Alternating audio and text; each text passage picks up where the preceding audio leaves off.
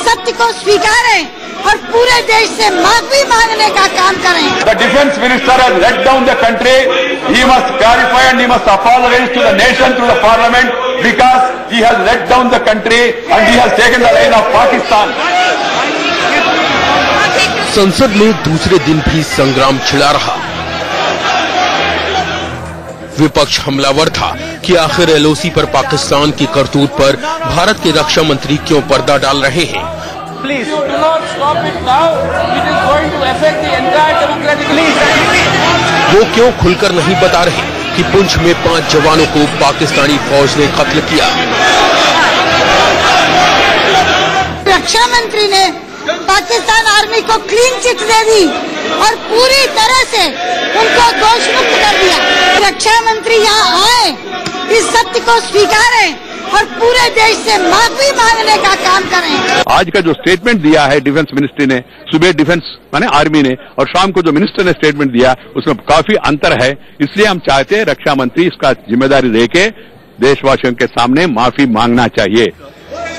रक्षा मंत्री A K. Antony ने पुंछ की नापाक हरकत के लिए पाकिस्तानी फौज की बजाय आतंकवादियों को जिम्मेदार ठहराया था, लेकिन विपक्ष के विशेषाधिकार हनन के नोटिस के बावजूद वो अपने बयान पर कायम रहे। I have to be very careful. I have to verify all the facts in detail. That is why yesterday I made a statement like that.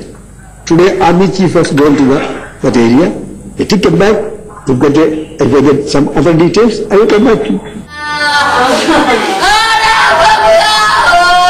5 जाबाजों की शहादत पर सियासी युद्ध में उलझे नेताओं को फुर्सत ही नहीं थी कि वो शहीदों के परिजनों की पुकार सुनते। लड़ाई युद्ध करना चाहिए। खुद रक्षा मंत्री कबूल कर चुके हैं कि इस साल अब तक पाकिस्तानी फौज एलओसी पर 57 बार युद्ध विराम का उल्लंघन कर चुकी है, लेकिन उनके पास इस सवाल का कोई जवाब नहीं है कि पाकिस्तान को उसके दुस्साहस का जवाब क्यों नहीं दिया जा रहा। विपक्ष के इस वार पर कांग्रेस और सरकार के प्रवक्ता दुहाई दे रहे हैं कि एनडीए के शासनकाल में सरहद पर ज्यादा जवान शहीद हुए। बीजेपी शहीद जवानों की बात करती है, लेकिन उन्हें याद रखना चाहिए अप्रैल 2001 में जब बांग्लादेश बॉर्डर पर 16 बीएसएफ जवानों की हत्या हुई थी तो उन्होंने चुप्पी साध ली थी। अब ये बीच बहस का मुद्दा है कि नेता शहादत पर भी सियासत करने से बाज नहीं आएंगे। पूरा देश इस वक्त एकजुट होकर दुश्मन को जवाब देने के मूड में है, लेकिन जनता की भावनाओं से बेपरवाह नेता आरोप प्रत्यारोप में उलझे हैं। उन्हें तो शायद ये भी फिक्र नहीं कि उनके सियासी फसाद से सैनिकों का मनोबल गिरता है। यतेंद्र शर्मा और मिथिलेश के साथ राकेश कुमार सिंह, दिल्ली, इंडिया न्यूज। तो आपने देखा कि एक तरफ शहीदों के परिवार में मातम का माहौल है और दूसरी तरफ हमारी संसद में हमारे नेता जो हैं वो आपस में ही भिड़ रहे हैं। यही आम सहमति नहीं बन पा रही है कि पाकिस्तान को किस तरह से मुंह तोड़ जवाब दिया जाए, एक दूसरे पर आरोप प्रत्यारोप कर रहे हैं। इस सबके बीच विदेश मंत्री सलमान खुर्शीद ने भी रक्षा मंत्री ए.के. एंटनी का बचाव किया है। जिस तरह से सीमा पर 5 भारतीय सैनिकों की पाकिस्तान द्वारा हत्या की गई है, उसको लेकर रक्षा मंत्री ने जिस तरह से बयान दिया है, उसको लेकर विपक्ष उग्र है। हमारे साथ बातचीत करने के लिए विदेश मंत्री सलमान खुर्शीद जी हैं। सलमान भाई, जिस तरह से बातें विपक्ष द्वारा कही जा रही है, क्या कहेंगे आप?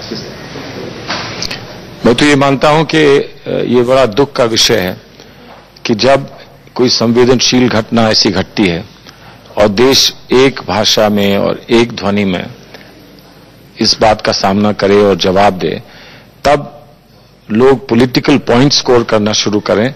इससे और दुखित बात क्या हो सकती है? मेरा ये मानना है कि जो वास्तविकता थी, जो आर्मी की रिपोर्ट डिफेंस मिनिस्टर को मिली थी, रक्षा मंत्री को मिली थी, और सीमित समय में जो पार्लियामेंट की अपेक्षा थी उसको पूरा करने के लिए रक्षा मंत्री महोदय ने जो कहा, उसमें इस तरह से बाल की खाल निकालकर हम यानी कि विपक्ष हमारे दुश्मनों के हाथ में खेल रहा है।